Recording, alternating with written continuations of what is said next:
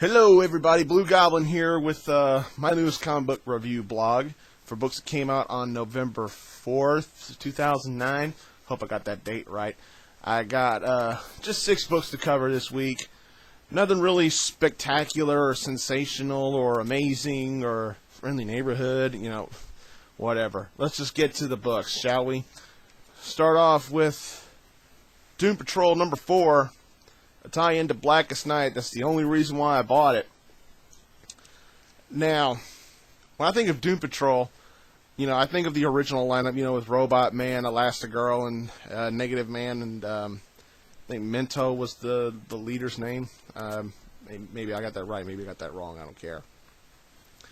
But I was more of a fan of the original Doom Patrol, with Changeling when he was a member. And I just got out of Doom Patrol for the longest time, and I promised myself that I would pick up everything Blackest Night, because I had to keep up with everything that happens in this story, and that's the only reason why I bought this book. Now, the Doom Patrol, it's an okay series.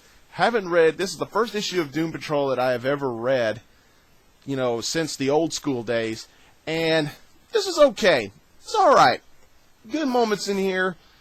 Good emotional twists here and there, but I would only recommend buying this book if you are, like me, gonna purchase everything associated with Blackest Night. If you're just gonna casually collect Blackest Night, just keep up with the main story, then you might want to skip this. I'm not saying it's a disappointment, I'm just saying it's a good read, but not really needed. You know what I'm saying? That's just my opinion. We got a double Spidey shot. We're going to start off with The Amazing Spider-Man 610. Dear Marvel, Ben Reilly's dead. Get over it. I mean, where do I begin? We got a storyline that has potential to be good, but it's just revolving around 90s nostalgia and nostalgia that wasn't very successful when it first came out to begin with. And you got mixed artwork. You got artwork from for the storytelling of then and the storytelling of now. Kind of being smushed up all together in this book, and it doesn't look right. It's like I think IGN said it the best. With was that there was a couple of panels where Fire just looked like a bunch of orange wavy lines. It just doesn't. It just doesn't capture you. I mean, Amazing Spider-Man, with their, desperate attempts to make the Clone Saga cool, is just failing. It's just a miserable fail. So that's why, hoo-ah! I can't help it. I hated the Clone Saga, and I still hate it now. Just because One More Day came out and made the Clone Saga look better, doesn't mean the Clone Saga's now all of a sudden gonna be awesome. I'm done. I'm done with reviewing that book. Let's just move on.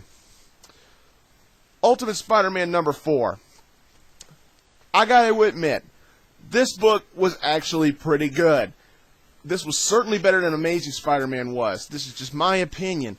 But, there's still that drama with Mary Jane, Gwen, and Peter, yet they do it right this issue. It doesn't take up 80% of the book this time. It takes up a good enough portion of the book to where now you can follow the rest of the story with Mysterio and with whoever this guy's supposed to be who saves Mary Jane from being kidnapped and everything.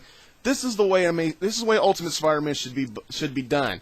Bendis and LaFuente are finally getting it right. But my biggest complaint is Peter Parker's haircut.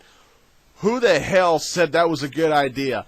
Peter Parker looks like he's wearing a reverse mullet. Short in the back, long in the front. Doesn't look right. He looks like I'm sorry, but Peter Parker looks like a girl in this book. Change his haircut, for the love of God. But the rest of the book was really good, and I loved the twist with Ultimate Mysterio coming up in the end. Very nicely done.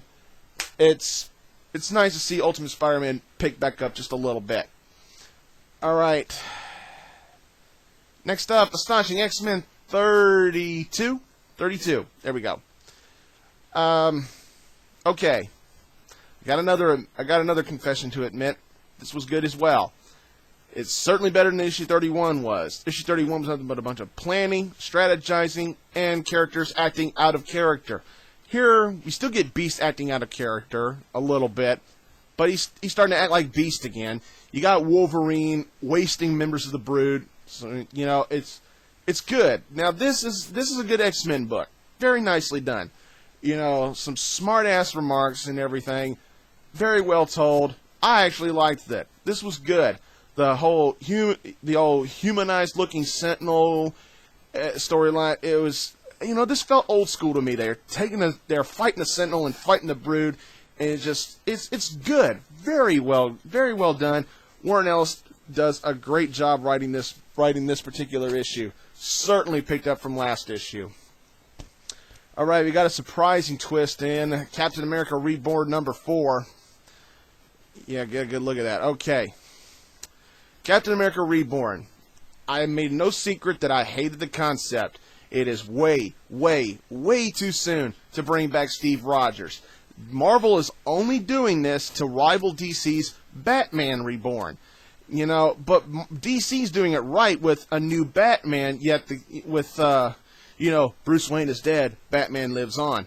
Why couldn't Marvel do that? Steve Rogers is dead, Captain America lives on. Bucky was doing a great job as Captain America. I've been reading New Avengers again, and New Avengers is getting better. You know, especially with Bucky Cap's role. You know, it's getting better and better for Bucky as Captain America. Why would you want to mess that up?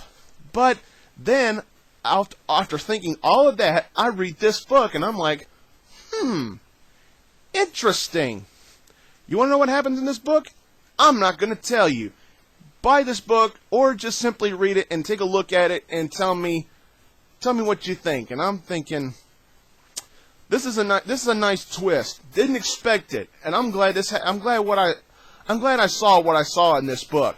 It's going to be damn interesting. Damn interesting. I'm actually looking forward to issue 5. All right, y'all knew it was coming. Here we go. Deadpool Team-Up number 899. This is the first issue of Deadpool's 3rd ongoing series. Teams up with Hercules in this book. Now, my initial reaction to this book was, are you kidding me? This was sillier than Daniel Way's writing. And then I spoke to M. Galusik here on YouTube, and you know, he actually convinced me to give this book a second chance, and I reread it. I went through it thoroughly. Instead of simply just thumbing through it, I actually read every word in this book, and now I gotta say, I apologize for hating on this book. This was nice. This was a nice book. Very well told. It takes the fourth wall breaking to a higher level. The silliness is there. We got a wink and a nod to Deadpool's origin, and I loved the fourth wall crack about Deadpool's 3rd ongoing. For those of you who read this book, I think you know what I'm talking about. It's a good book, and I'm really sorry that I hated on it when I first read it, because I was just expecting, it's just going to be overkill on Deadpool, and they're just going to put Deadpool's name on a book and sell it. You know, I was wrong. This was good. I thoroughly enjoyed it, and hopefully they continue to write books like this. Fred Van Lente does a nice job, you know, but this is just me, I'm still preferring Merc with the Mouth right now. But that was good. Thanks for watching, everybody. Don't forget, follow me on YouTube, Facebook, or Twitter.com. Don't forget to subscribe. Give me 5 stars. Do whatever you want. I'll be grateful. So, thanks for watching again, everybody. And until next time, I'll see you later.